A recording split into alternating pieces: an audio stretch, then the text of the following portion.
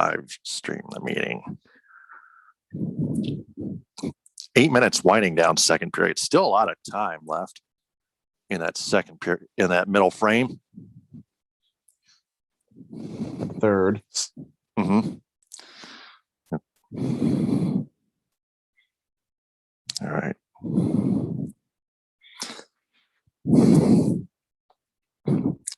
And welcome to another episode of the Michigan Sports Truth Podcast on Stables Media.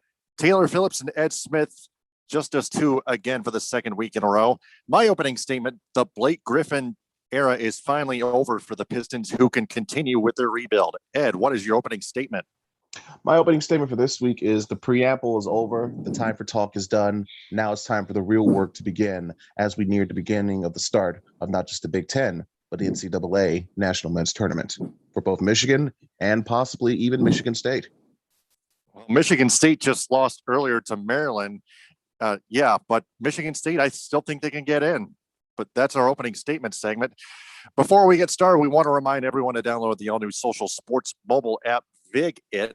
Enter the referral code STABLES for Stables Media when you sign up. Available on the Apple App Store and Google Play. Download the VigIt app and sign up with the referral code STABLES, capital S, lowercase letter B in the middle, for 1,000 free Vig coins. Follow me on Twitter, Periscope, and Instagram at DT2Phillips. Follow Ed Smith on Twitter, Periscope, and Instagram at EdSmith313. Let's start with the Lions here. Our top story, they will not put the franchise tag on wide receiver Kenny Golladay or defensive end Romeo Okwara, meaning they will become free agents. So two valuable pieces turning down contracts that they could get paid. They could get paid huge money, but the Lions offered them. But Kenny Golladay and Romeo Okwara turned them down. Then they tried to put the franchise tag on them. But Kenny Golladay and Romeo Okwara decided not to take it. So Golladay and Okwara become free agents. So Ed, what are your thoughts? Well, my thoughts are, it doesn't surprise me, or at least in the sense of Kenny Golladay, or even in terms of Romeo Okwara. Number one, let's go back to what you're talking about in terms of financial aspects of this. This is a money saver because when you factor in that the Lions had to take on a cap hit just from trading Matthew Stafford, not to mention taking on Jared Goff's contract, as well as with the salary cap, what their cap was going to be looking like, and now knowing that the NFL is going to be setting their salary cap at around $182 million. Knowing the Lions where they were at, in fact, in some instances before they started making these moves, they were slightly over. And now in terms of between letting Golladay go, letting Okwara go, and I believe even restructuring Jamie Collins' deal, they had to make these cost-cutting moves. So this is not only a rebuild move in terms of scrubbing off the remnants of the Matt Patricia, Bob Quinn era. This is also a money saver move as well. So that way you won't be in cap hell or paying any type of penalty or luxury tax, whatever the case may be. In the case of Golladay, it doesn't really surprise me. We've been alluding and building up to this for a while. Even during the season, there were talks of, hey, are they going to give him the money that he wants or wants to ask for? Or do they believe he's even worth that much money to begin with? Because while there is talent there, yes, there is, and loads of potential, absolutely. We didn't quite see enough of it in 2020. And I'm not even talking about in regards to the pandemic. Golladay was hurt more often than not, whether it be hip injuries or whether the case may be, mainly his hip. We just didn't see enough of them on the field. And stay healthy. Exactly. So that's going to be a red flag to a team if you're saying, oh, yeah, you want us to pay you $15-18 million a year, but you're not able to stay on the field for an extended period of time.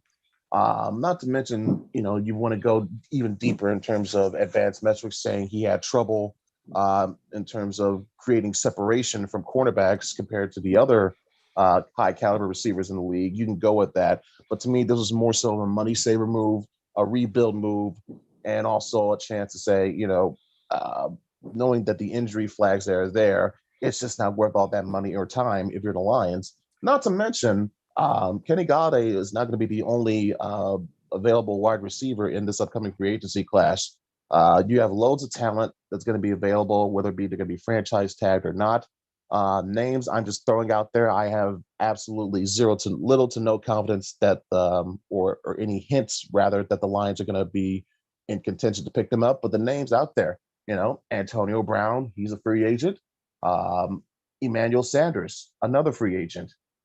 There is one more name that's escaping me at the moment, but you get the gist of what I'm saying. There's going to be loads of free agents, wide receivers available, not just in free agency, but also most importantly, especially if you want to be even more assured with your cost-cutting measures in the draft.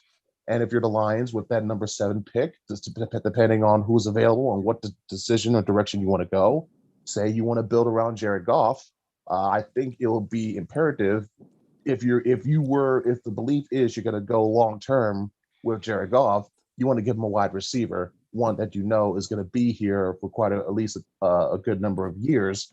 So that being said, there is a good chance you may take a wide receiver at number 7. And I'm seeing guys like Jalen Waddle or Devontae Smith. Those two names, conveniently both from Alabama, those two names immediately come to mind for sure. But like I said, the point being, between that and knowing what you could potentially get in free agency for way less than what you could have gotten in terms of paying money to Kenny Galladay, that alone speaks to me why this doesn't surprise me as to why he and Detroit are parting ways. Yeah. And by the way, the Lions have proven that they are ready for free agency and the NFL draft. And here's how. They made a couple releases earlier this week. They released starting linebacker Christian Jones to free up $2.5 million in cap space. And they have released cornerback Justin Coleman earlier today to free up $5 million, according to NFL Network. So that's a total of $7.5 million freed up in that particular span. And not to mention the fact they are apparently not bringing back Desmond Trufant either as well. So they released him too. Yeah, so I don't know if that's going to be a cap hit on them or they're going to be saving money, but still, the point remains, it's a combination of what I've been mentioning earlier about you're saving money to keep yourself under the cap and also to work with what you got with all these restructuring and cuts that you're making. But also, it's a rebuild. This is a new regime again, which means you got to tear it all down again. You traded Stafford, Galladay is going to be gone. Goff in return. Right, you got Jared Goff in return. I don't believe Marvin Jones is coming back either. So knowing almost like a total overhaul of a rebuild, if you know what I mean. Exactly. It's a complete tear down / rebuild at the same time. So knowing all that and taking that into consideration, hearing about this doesn't surprise me at all. Right. So from what I've heard, the Lions have freed up a total of around up to $9 million in cap space, including the release of Trufant, like you mentioned before, Ed. So there's that. We'll keep our eyes on that as the offseason rolls along. Pistons, right now, they trail the Charlotte Hornets 97-96. So High Glasser foul before the shot, I think, unless they're going to count it. 1:14 to go, fourth quarter. They count it. It's a High Glasser good and one for Rozier the third. He'll try to make it 100 points for the Hornets with a 3-point play. Pistons, they lost Blake Griffin to the Brooklyn Nets after he cleared waivers. So like I mentioned in my opening statement segment to begin the show, Blake Griffin cleared waivers. Pistons bought him out. He became a free agent, signed with the Brooklyn Nets for the rest of the season. Now, here's a new segment that we like to call the crystal ball. How much longer is Blake Griffin going to stay with the Nets? Or is he going to sign with another team starting next season? I believe Blake Griffin, obviously, he'll play out the remainder of this season with Brooklyn. I don't know for certain if he'll be back with them next year, depending on, obviously, it depends on what they do in the playoffs, presuming they get to the Eastern Conference Finals and even beyond that, the NBA Finals. That there's still lots of what ifs and hypotheticals for even that scenario. Because remember, around this time last year, so many people were saying, "Watch out for the Clippers! Watch out for the Clippers!" And then, of course, you know what happened? They blew a 3-1 lead in the second round and didn't even get to the conference finals to face the Lakers. So knowing that and knowing how anything can almost happen, especially in the NBA, I'm not quite so ready to pencil in the Brooklyn Nets as oh yeah, for sure, the team to beat in the East, let alone the entire NBA, because I have concerns about their defense, and this was after the James Harden trade, and even long before they brought in Blake Griffin, and you know, also injuries because Kyrie Irving has injury history, Kevin Durant has injury history, and now you're bringing in a guy Blake Griffin who knows, God knows, the backlog, what he carries in terms of his injury history. So those factors alone had me concerned about Brooklyn's title chances. They should probably still be the favorites in the East, though I would say don't sleep on the Celtics. That's just my opinion. Um, but in terms of this season and for next year, I think it depends because the Lakers, even though they won the championship, they had to let go of some pieces. JaVale McGee, Dwight Howard, Rajon Rondo amongst those. So I could see a similar situation where even if the Nets did win the championship, I don't know if they would have the flexibility or the cap space to keep this specific roster together for next year, especially when you consider the fact that Blake is already going to get 50 million in this buyout from the Pistons alone, and he's just getting a veteran's minimum deal to come to Brooklyn. It could be a similar situation to where if he feels that he wants more playing time or more bigger space or role in another team, regardless, especially if it is with a contender, does he want to stay with Brooklyn where it could potentially become more and more crowded, or does he venture out somewhere else? So that remains to be seen. I would lean more towards Blake may not be with Brooklyn long term. If not by next season, to definitely by the season after that. Well, not to mention staying healthy. Blake Griffin has had a tough Exactly. time staying healthy with the Pistons before their buyout of him. I mean, you got to give him credit. Like, remember, like when 2019, when the Pistons last made the playoffs before they got swept by Giannis and the Milwaukee Bucks, Blake willed himself through injury because you know how hurt he was throughout that point, and he still willed himself to get that team into the playoffs. So Blake can definitely bring it if need be, but at this point of his career, you see you still have questions and some doubts about it because remember, I think even Max Kellerman brought this out. Blake Griffin has not done a dunk in 2 years. 2 years. 2 years. Wow. Okay. Long Now, time. I appreciate him trying to change up his game, add more jump shots and 3-point shooting to his repertoire, even though it may be a bit below accurate. At least it shows his abilities as a basketball player to not only expand upon his game, but also recognize, hey, these are the little things, the little changes you got to do if you want to stay a long-term deal, not just in the league, but also to be for championships. Because Blake, I believe, right, the closest, the highest he's ever gotten in the playoff round was in the second round with the Clippers, and we all know how that ended for him. So it still remains to be seen. Yeah. Him playing through injury, let me touch on that real quickly. We understand his passion, but sometimes better safe than sorry. Just like any athlete, especially the veterans, like Blake Griffin. Hornets now up 105 to 105 to 100. 9.1 seconds left, and there's Michael Jordan clapping. We all know him. Everyone knows Michael Jordan, of course. The whole world knows Michael Jordan, but he's clapping because he's going to get a chance to get another win on the Pistons. Yep. He took it personal. We all know that, though. We all know the old Piston bad boy rivalry with the Chicago Bulls from back in the day, from the late 80s to the early 90s, if you know what I mean. 91, particularly. Man. Yeah, basically from 88 to 91. That was a brutal stretch. Eventually, Jordan, of course, came out. But I will say, I think Brian Burrell, the late Brian Burrell, mentioned in that Bad Boys documentary, without those beatings and those losses and those lessons that Jordan had to learn to just overcome the Pistons, I don't think he would have become the Michael Jordan we all know had he not gone through those wars with the Bad Boys. So there's something to be said in that regard. Good point. Exactly. Nothing going on with the Red Wings except the NHL and ESPN have agreed to a 7-year media rights deal. And I heard they're bringing Gary Thorne back, not to get off the local format tangent here, but shocking that considering at least I thought Gary Thorne was going to stay retired after announcing Major League Baseball's Baltimore Orioles of all teams in sports.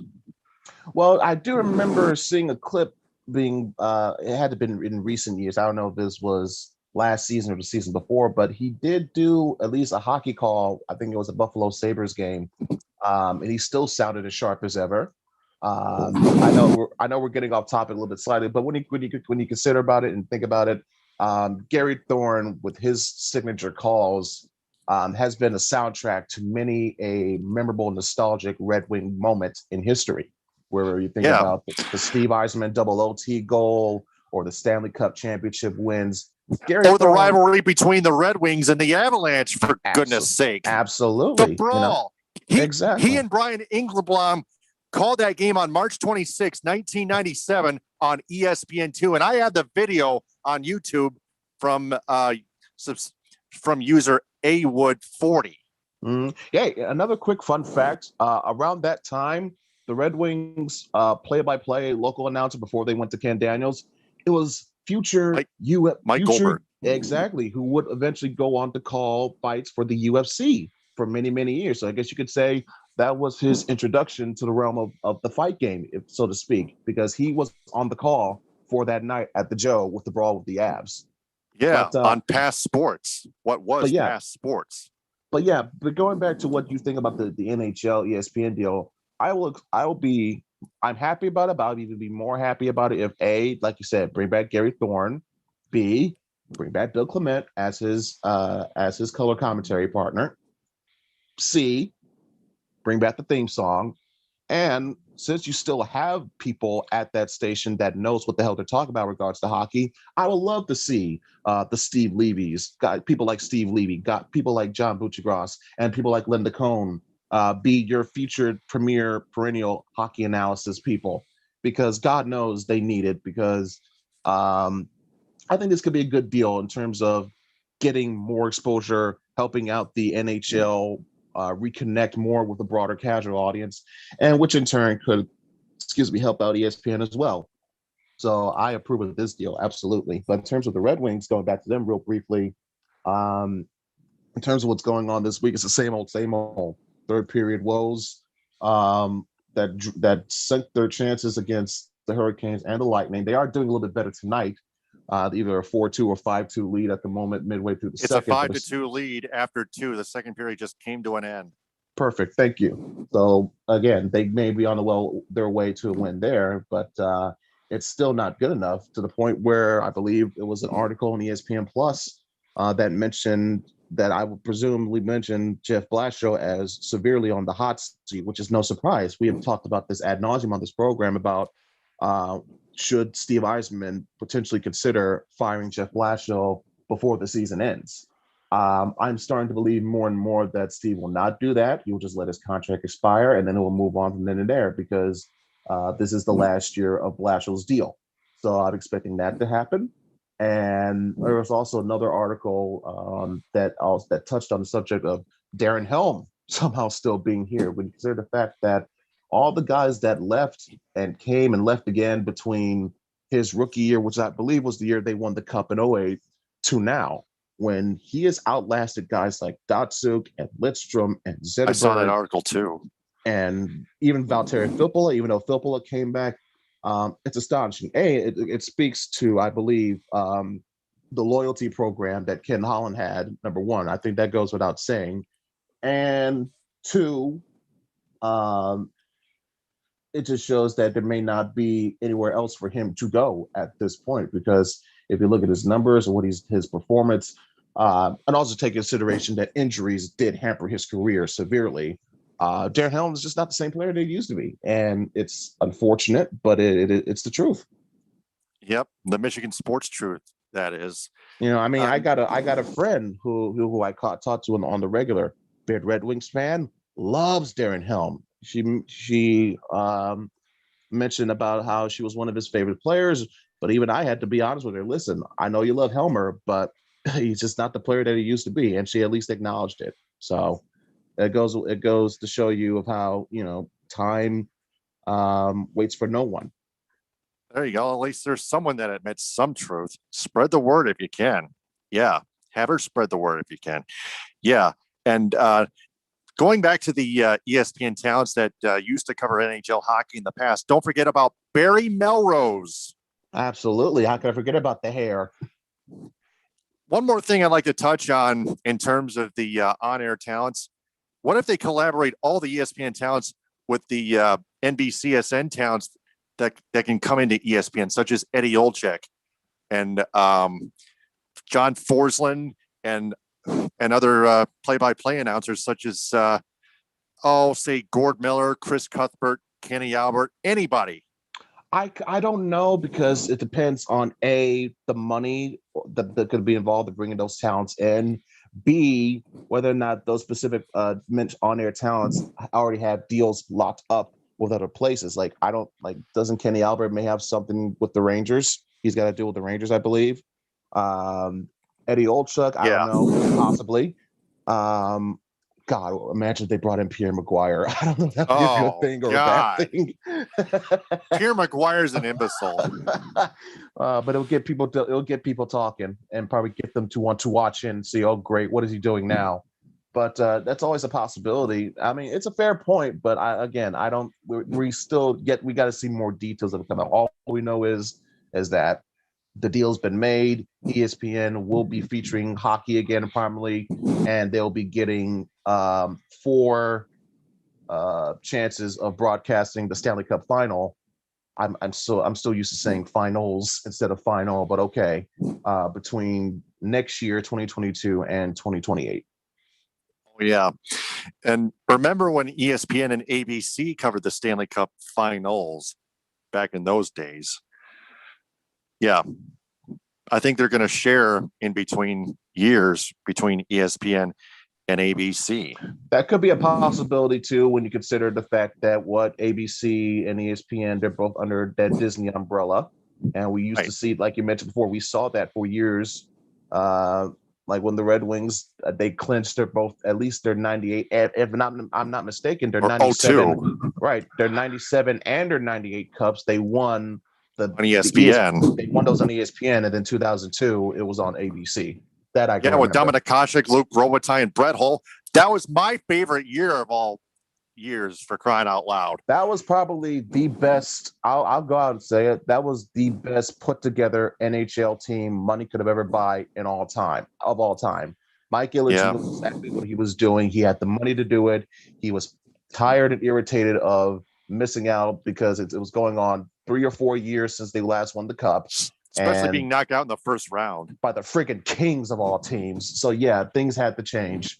So the injuries to Yzerman and Shanahan affected that series.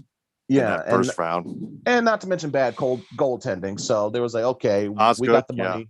We got the money. Let's do it. So let's build a super team. That's what the Red Wings did in 2002. That's the way to do it. They created a super team. They did it far better than what Mike Glenville could ever do in the mid 90s with the Blues.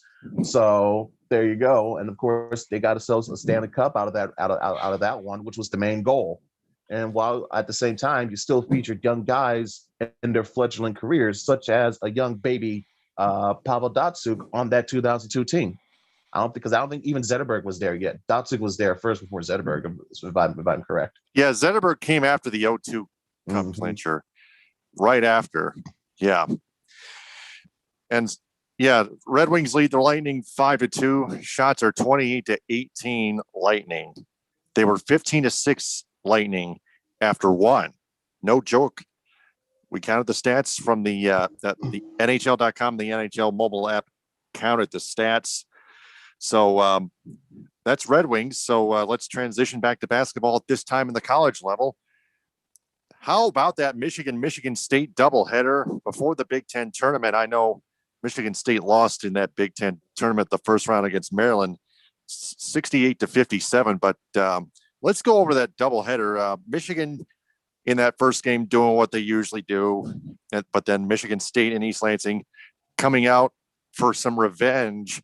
Tom Izzo pretty pissed off, and things just changed in that second game of the doubleheader. And not to mention Eli Brooks out with an ankle injury very early in that game this past Sunday, which pretty much turned the tide in this matchup, because Michigan kind of lost a lot of firepower since then. They had tremendous troubles in terms of moving the ball and setting things up because the way Eli Brooks facilitates as that on-floor general for them. Now, Mike Smith, to his credit, and other guys like Sean D. Brown, amongst others, did a great job stepping up in his place. And even now, it was good to see Hunter Dickinson and Franz Wagner wake up in the second half, at least contribute with double-digit points, because at the first half, I think that they both combined for like 5. Dickinson getting in the foul trouble again.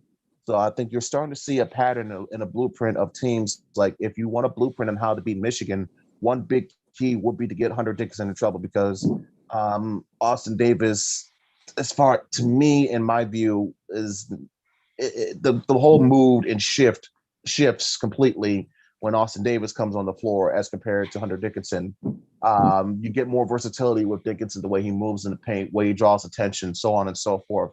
You just don't get that type of threatening presence with Austin Davis. So that's one big key to look out for there.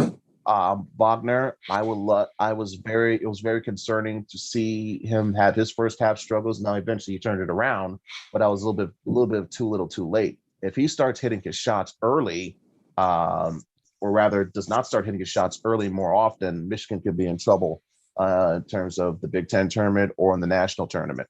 I will say, in regards to Michigan State, it was good to see Aaron Henry get some freaking backup and help for once, at least in regards to Rocket Watts, the performance that he had against the Wolverines. He had like 20 or 21 points.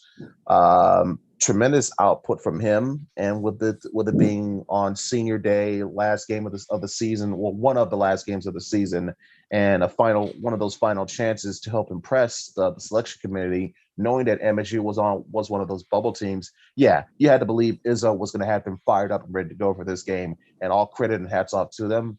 They played exceptional defense. They never lost focus or control. And even when Michigan tried to turn it on late, which again, too little too late as far as I'm concerned with their offense, MSU did not let that bother them. They made their free throw shots. They played it smart, and they got the win. Now, I do think that Maryland loss did hurt. But when you consider the fact that they beat Ohio State, they beat Illinois, and now they've beaten Michigan in terms of the teams that they faced in their last few games. That's That's 3 top 5 teams. Exactly. And if they don't flame out in the Big Ten tournament, if they're not a one and done, if they at least get to that or second or third round against Michigan, since that's how the bracket is lined up. Let's say they face Michigan in a rubber match and they don't win, but they play them real close. I think that could soften up the selection committee to an extent to where MSU will be one of those bubble teams where if they're not one of the last 4 in, they'll be that group that precedes that. So yes, again, this is what I kept saying. Tom Izzo, the fact that this was not a season for him to remember for all intents and purposes, for many facets, he still has what it takes to get his players up and ready for when the moment matters. And when you know that they're just coming off of, like, this season marks for like the 6th time in the past 9 years that either Michigan or Michigan State won a share or flat out outright won the Big Ten title. So this was far different than what we saw in the last few years for MSU football under D'Antonio. Completely different. And when you factor in that Izzo does have a solid recruiting class coming in, headlined by Imani Bates, this bet, like I've tried to say before, and I think Frank even made an allusion to it before, the basketball program's not going anywhere. Not anytime soon. Frank Wagner, that is. Correct. Yes. And Michigan State lost to Maryland, like I mentioned before, the Terrapins in the first round of the Big Ten tournament, 68-57. Marwin Hall with 19 points. Wow. in a losing effort. But speaking of ESPN Plus articles, I ran into one earlier today that Michigan State should be fine heading into the big dance despite losing to Maryland, because like we mentioned before, they beat 3 top 5 teams in the NCAA. Yeah, one they of them did it. being Illinois.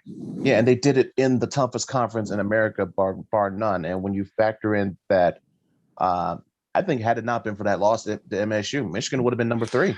They would have been number 3 behind Illinois and ahead of Baylor. That's why you saw them at number 4 in the AP rankings this week. Yes. So now, as for Eli Brooks, I'm trying to find the latest update I could find on his injury. I've never heard any updates on him. Yeah, he was in a walk. Yeah, he was like SaturdayTradition.com reported that he was in a walking boot on Wednesday. So this will make Michigan. They start in the tournament, the Big Ten tournament tomorrow against Maryland. 11:30 tip off. So I doubt Eli Brooks will be available for that game. I could see now, but I do see him potentially being available. In fact, I could see him missing the entire Big Ten tournament. In fact, it wouldn't surprise me if Juwan Howard makes that decision in terms of keeping his guy, wanting to have him ready and not risk anything before the big dance starts. So that is within the realm of possibility as far as I'm concerned. Yeah, at the same time, though, they'll cost Michigan like the same kind of firepower they had with Eli Brooks on the court. Like I mentioned before in Sunday's game, Eli Brooks left with that ankle injury. But yeah, like you pointed out, better safe than sorry, like I said before too. And also, you need better production and better starts from your 3-headed monster. Okay, I mentioned it before with your big 3. It's Hunter Dickinson, it's Franz Wagner, it's Isaiah Livers. Dickinson and Wagner had a horrible first half. Isaiah Livers was almost non-existent with his performance. They really need to step it up. Exactly. So they need to get over that. If that big 3 can step up, then the impact of Eli Brooks' injury will be minimal. Overcoming adversity, whether it's injuries or other stuff like that. It'll be interesting. 11:30, I believe it's on the Big Ten Network. I'll probably miss that game because I'll be at work. But hopefully, I can actually record this on the way to Ithaca while calling play-by-play for a high school girls basketball game, by the way, locally in mid to lower Michigan. But anyway, good luck to the Wolverines without Eli Brooks.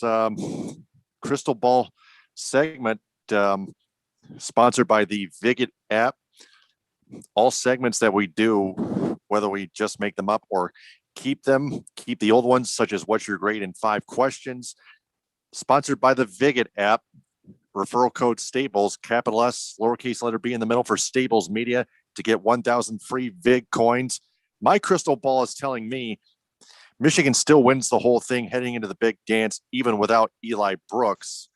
I mean, it sounds like it doesn't make too much sense now, but Michigan State either makes it or makes it to the NIT, either makes it to the big dance or makes it to the NIT. I'd say the Spartans would make the big dance. Like I said, when I read that ESPN Plus article about Michigan State, I think the Spartans still have a shot. But for the Wolverines, I thought they were gonna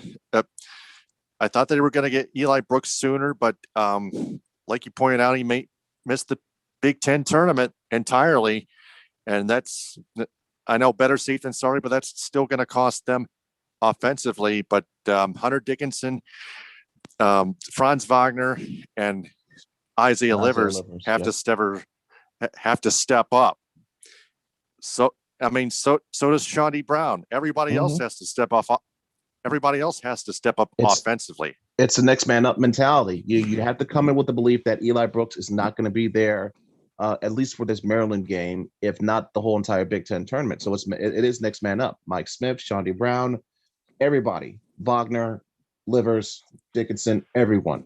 If I were to give my own input, my own crystal ball prediction, if you will, I believe MSU gets in probably as one of those last 4 teams in on the bubble.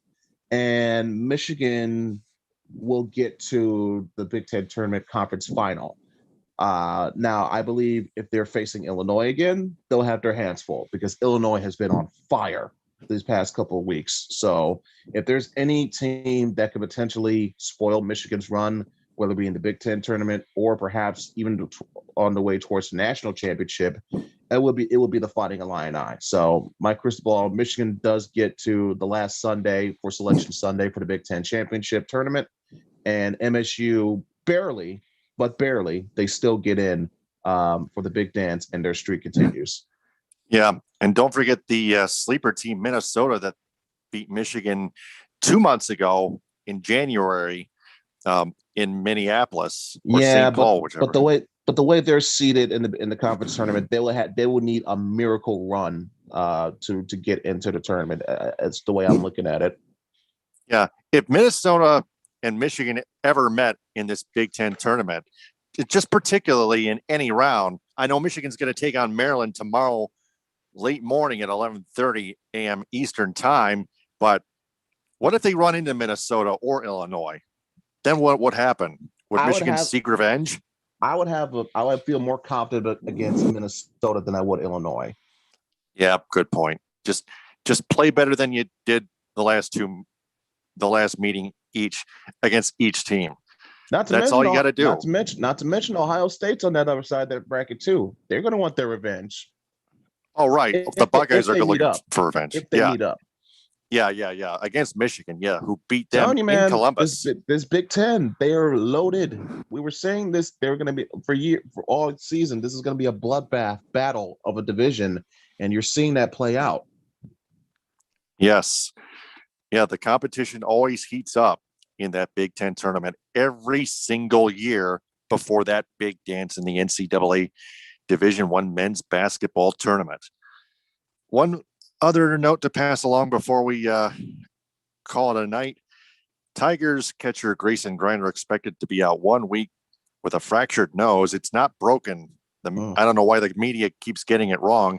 Out 1 week with a fractured nose, not broken. Bunch of idiots out there.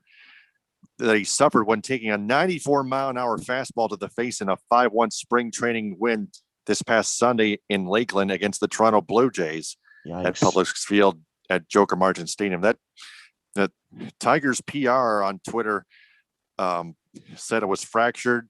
The media said it was broken. I'd still go with fractured because it's 1 out. Right. If his nose is broken, he would be out longer than a week. Okay. Much longer. Like, I don't know, 2 months or 3 or 4. Yeah, it's called. You would be missing the start of the season, homeboy. If that were the case. Now, I did see him post an update on Twitter. Left side of his face is definitely swollen. You can see the black eye, the marking underneath his left eye, and swelling around his nose where he took that fastball. But other than that, he still looks to be on his way to recovery. I think he'll miss a little bit more than that week because I think they may have him undergo possible concussion protocol because remember, that was a 94-mile-per-hour fastball he took to the face. So that you always want to be on the lookout and concerned for that. He was at least trying to compete for the backup catcher spot. We know that Wilson Ramos will be the starting catcher for the season. But there's other guys, whether it be Jake Rogers, Dustin Garneau, Eric Haas. They were competing for that backup spot along with Griner. And now this could be an opening for an opportunity for one of those guys to really stake their case to that backup catcher spot. Yep. And Grayson Griner usually doesn't produce offensively. No, he doesn't. But he was at least doing a little bit better with spring training. He was 3 for 4. He had an RBI. He got 4 walks. He drew 4 walks in 5 games. That's something you want to see. You want to see better patience and plate discipline from your batters. More productive at bats, which will A, tire out the pitcher, and B, give more opportunities for your offense to cash in with runners in scoring position, on base, RBI, so on and so forth. So that was the process and the progress that you wanted to see. And for his case, it sucks that he's going to miss some time because of that, because of this freak occurrence. Right. But when he comes back, look out. Wow. We'll see. We'll see. Still yet to be seen, because like I said, his numbers speak for himself and so far in regards to his career. So can't get too excited about what he could have brought to the table, especially again, he's competing for a backup catcher spot. Yeah, just needs to keep proving it, needs to keep bringing it. Red Wings and Lightning started the third period, already underway, 17:40 left, still 5-2 Wings, 29-18. I'm seeing whether or not they can falcon this one, choke it like 28-3 when the Atlanta Falcons lost in overtime in the Super Bowl, in Super Bowl 46 against the New England Patriots. We've seen 5 points. Right.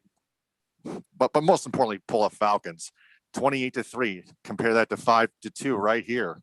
Or just pull a Red Wings. We've documented ad nauseum over the years their tendency to have late game collapses in the third quarter. So the third period. So back in time, they used to be called the Detroit Falcons, by the way. Yeah, I wouldn't be surprised, because the amount of leads they would blow in the third period and overtime. Yeah, it wouldn't surprise me to hear that. That's a nice ring to it. By the way, FYI, I believe, let me check real quick. Yeah, Minnesota lost to Ohio State in the Big Ten tournament, 79-75. So, yeah, they're done. OSU moves on. Yeah, Buckeyes were too much. Yeah, Minnesota's definitely out. Thank God for Michigan, but they still have Illinois to deal with if they don't say Maryland. Thank God. You still have to deal with either Illinois or Ohio State. Right. Conference title game. Well, I actually, my mistake. I could have beaten Minnesota if I were Michigan. Just again, play better. That's it. Yeah, that's even all. Without Eli Brooks. Yeah, even if you lose to Illinois, you still play better, whether it's a barn burner or not. Well, it should be a barn burner, actually. Right, so two of the top 4 teams in the nation. It better be a barn burner. Much better than that crap we got last week. Yeah. All right. So that's this week's episode of the Michigan Sports Truth Podcast. But before we go, once again, we want to remind everyone to download the all-new social sports mobile app, VigIt. Enter the referral code STABLES, capital S, lowercase letter B in the middle, for Stables Media when you sign up, STABLES. Available on the Apple App Store and Google Play. Download the VigIt app and sign up with the referral code STABLES with a capital S and the letter B in the middle to get 1,000 free Vig coins. Spread the word about it to everybody, especially in Michigan, folks. Gentlemen, Ed, excellent job as always. That concludes another fine episode of the Michigan Sports Truth Podcast on Stables Media. We'll be back next week, Wednesday at 9, when Frank Vazner rejoins us. Until then, for tonight, for Ed Smith, on behalf of Frank Vazner and Darren Weiss, this is Taylor Phillips signing off. Follow me on Twitter, Periscope, and Instagram at DT2Phillips with 2 L's, and follow Ed Smith on Twitter, Periscope, and Instagram at EdSmith313. Thanks very much for listening, downloading, and sharing. And remember, the truth is out there, like it always is. So don't take our word for it. See for yourself. TTFN, ta-ta for now. Power to the people. Hit them with a high, and we rest our case. Stay safe. Enjoy your stimulus checks, America. Yes.